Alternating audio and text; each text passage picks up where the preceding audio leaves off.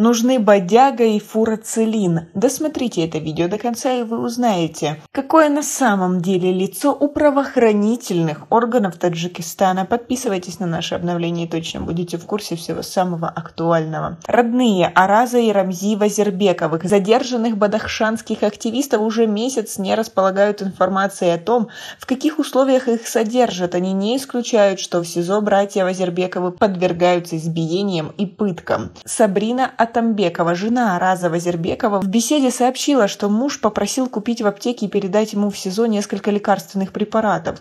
В списке препаратов и лекарств, которые передал нам, значится в том числе бодяга и фурацилин. Врачи сказали, что бодяга – это традиционное народное средство от синяков, ушибов, а мазь фурацилин предназначена для лечения поверхностных ран, ожогов и отморожений второй и третьей степени. Мы серьезно обеспокоены. Неужели их в следственном изоляторе избивают и пытают? Задает она риторический вопрос. А как вы думаете, это возможно в наших-то органах? Свои ответы напишите нам, пожалуйста, в комментарии. Сабрина Атамбекова добавила, что в прошлый четверг она передала мужу все необходимые лекарства и препараты. Наши звонки начальнику СИЗО и представителям следственных органов остались без ответа.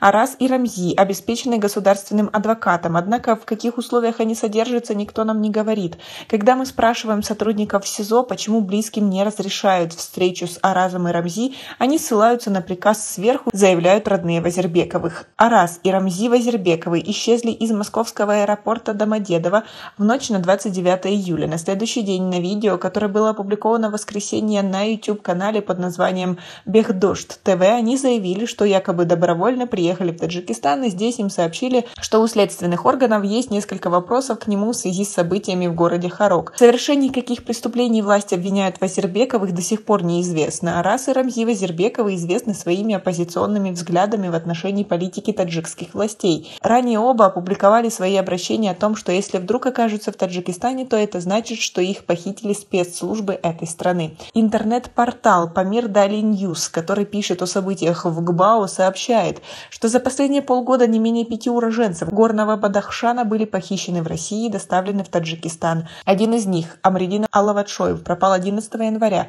Сообщалось, что он был задержан вместе с друзьями в российском городе Белгороде. Через 2 дня сопровождающих его лиц освободили, не сообщив им о дальнейшем его судьбе.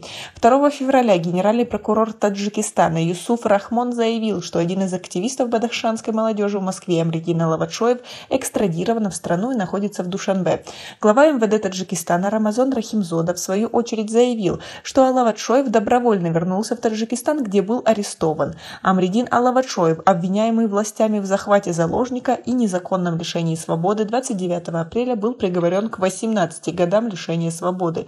По словам правозащитников, в период с 2005 по 2018 год было похищено или пропали без вести не менее 15 граждан Таджикистана.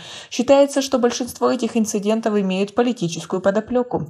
Международные правозащитные организации неоднократно заявляли, что власти Таджикистана преследуют оппозиционеров даже за границей. Однако власти отвергают это обвинение, заявляя, что оппозиционеры сами возвращаются на родину. Это все по собственной воле. Как вы относитесь ко всей этой ситуации? Как вы думаете, кто следующий? Свои ответы напишите нам, пожалуйста, в комментарии.